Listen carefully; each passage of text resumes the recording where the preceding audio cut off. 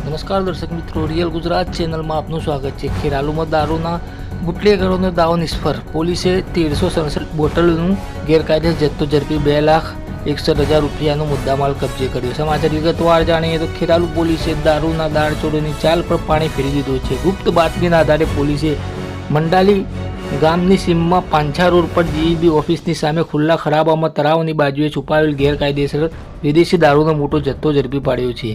આ રેડ સવારે 9:40 વાગે હાથ ધરવામાં આવી હતી, જેમાં કુલ 1367 બોટલો અને બિયરના ટીન એટલે કે 357 લીટરથી વધુ દારૂ જપ્ત થયો હતો, જેની કિંમત ₹2,61,053 રૂપિયા જેટલી થાય છે। આ ઘટનાએ દારૂના બુટલેગરોની કમર તોડી નાખી છે। ખેરાલુ પોલીસ સ્ટેશનના ચપળ આર્મડ કોન્સ્ટેબલ કરણસિંહ દશરથસિંહની આગેવાની હેઠળની ટીમ, જેમાં અજીતસિંહ, પ્રહલાદજી, નાગજીભાઈ, મારકાભાઈ, દલપુજી, રમેશજી અને કનુજી ઉદાજી સામેલ હતા, તે ખાનગી વાહનમાં ખેરાલુ ટાઉન બીટ વિસ્તારમાં ગસ્ત ફરી રહ્યા હતા। ત્યારે સવારે 9:20 વાગે એક ચોંકાવનારી બાતમી મળી હતી કે મંડાલી ગામની સીમમાં જીઈબી ઓફિસની સામે ખુલ્લા ખરાબામાં દારૂનો જથ્થો સંતાડેલો છે। પોલીસે ઝડપથી કાર્યવાહી શરૂ કરી હતી અને ઘટના સ્થળે દોટ મૂકી હતી। ઘટના સ્થળે પહોંચીને પોલીસે બે સ્થાનિક સાક્ષી હાજી ફુલાજી ઠાકોર અને બળદેવજી અનુપજી ઠાકોરને બોલાવી પંચનામું શરૂ કર્યું હતું। ખુલ્લા ખરાબામાં તપાસ કરતા 1367 બોટલો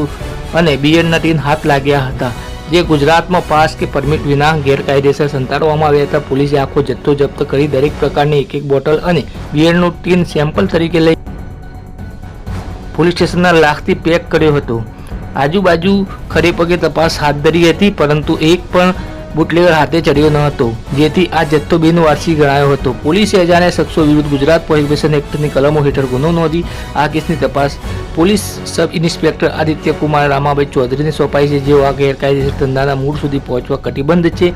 ફરિયાદની નકલ ફરિયાદીને આપી દેવામાં આવી છે અને બપોરે 2:15 વાગે તે કોર્ટમાં રવાના થઈ છે।